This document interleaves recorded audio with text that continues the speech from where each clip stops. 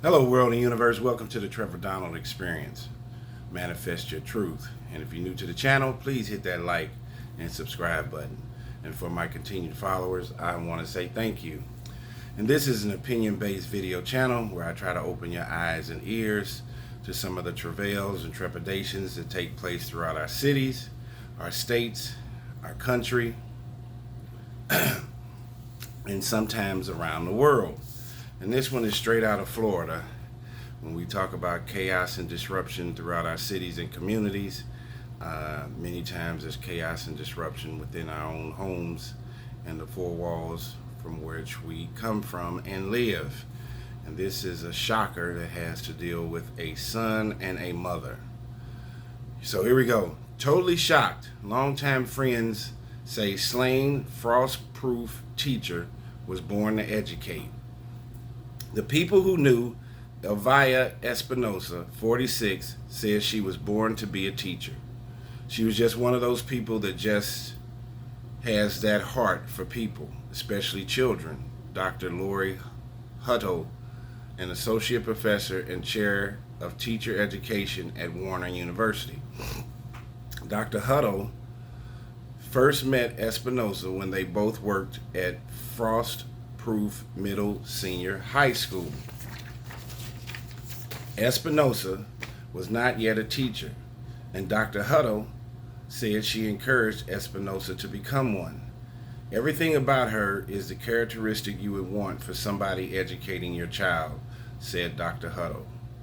Dr. Hutto said Espinosa was hesitant because she did not want her education to get in the way of her time with her 3 children. Eventually, Espinosa enrolled at Warner University, where Dr. Hutto was her professor.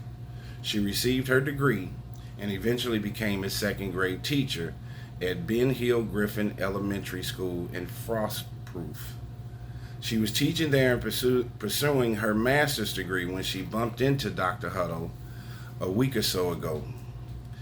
She had told me, "Thank you for always believing in me," because we had talked about her graduate program here.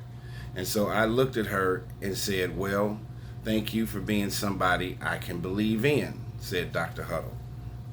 It's a conversation Dr. Hutto will forever cherish. According to a Polk County Sheriff's Office, Espinosa was killed by her 21-year-old son. This is where the story takes a diabolical turn.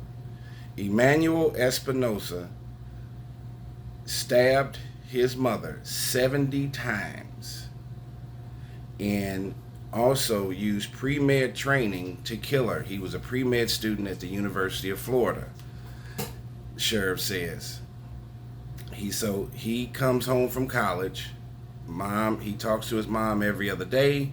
She hadn't seen him in a few weeks. He would go back and forth at least once a month to visit his mother while he was living on campus at the University of Florida. And he goes back this one particular weekend and decides to kill his mother, and he stabbed her over 70 times. But listen to his story. Emmanuel Espinosa was his high school valedictorian in 2020. And he is the one that drove from the University of Florida to his mother's home and stabbed her over 70 times. So he graduated number 1 in his high school class. He was a pre-med student at the University of Florida. And this is why he said he stabbed her. Espinosa, Emmanuel, told detectives his mother had gotten on his nerves for years, according to the sheriff. He stabbed her because she complained too much and got on his nerves. I can't even put into words just how shocked I am, because working together, I watched her kids grow up. I saw what a close-knit family they were. It's unimaginable, said Dr. Hutto. I can sum up by saying the whole town of Frostproofs is totally shocked, said Chuck Thornton, a local bank manager. Thornton graduated high school with Miss Espinosa's brother and knew Elvia all his life. For the last several years, he and Espinosa lived in the same neighborhood. I got to see her in a way that a lot of people didn't. I got to go over to her home and share dinner with her, and she'd cook for our family. Her and her mom were the best cooks, he said. He said he saw the crime scene vans at her home on that Saturday, and as the HOA president, received lots of calls from people asking questions. Answers are still hard to come by. It is definitely a situation where it affects our community just immediately. It's such a tough loss. There's answers that we will never know, said Thornton. Thornton echoes Dr. Hutto's view that Espinosa was born to be a teacher, saying she loved children. I could describe Elvira as being just full of grace. She was the sweetest friend, the best mom. We all wish we had moms like Elvira, said Thornton. Her son Emmanuel Espinosa is being held on no bond on first-degree murder charges. So just when you have the outer appearance that family dynamics seem to be befitting in a positive way, you just never really know what people are going through.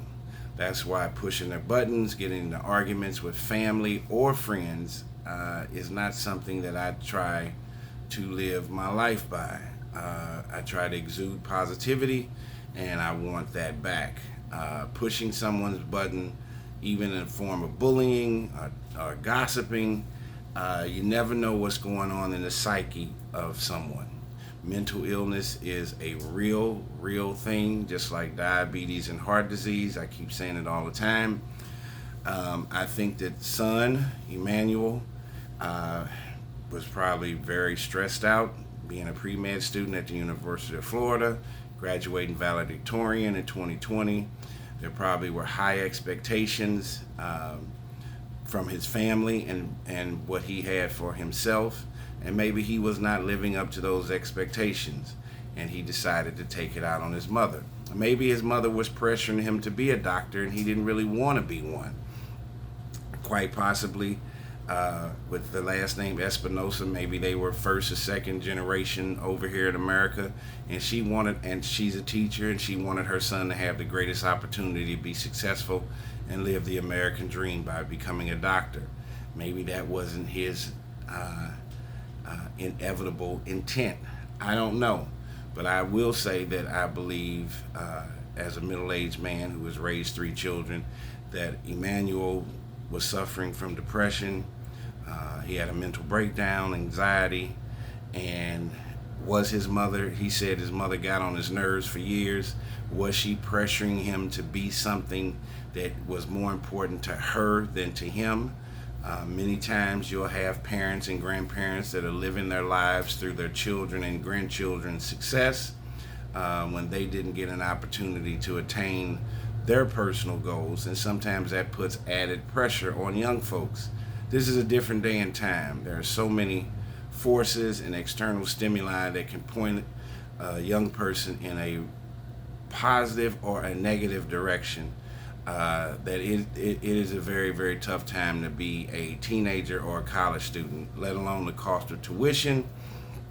Was he on a full scholarship and his grades wasn't doing well? Who knows what it could have been. But there obviously was something going on within him, and he took out his negative emotions on his mother. That's not the answer to the question. When you have issues that are going on in your life, critical thinking, observation, meditation, and redirecting yourself out of a negative situation is the best policy. Many of these young people today, whether it's coming from fatherless homes, anxiety, or the dynamics that play out in today's time, it seems like they're making quick reflex decisions that they haven't fully thought out, and then there's a fine line between life and death. And I'm seeing many stories where, as I said, the chaos and disruption are within the homes, where family members are killing other family members. I've talked about this in videos in Chicago, in the suburbs of Illinois, in Michigan, in Atlanta, and people are taking their anger out on the closest person to them based on proximity. This is an unfortunate circumstance with a pre-med student killing his mother on school vacation.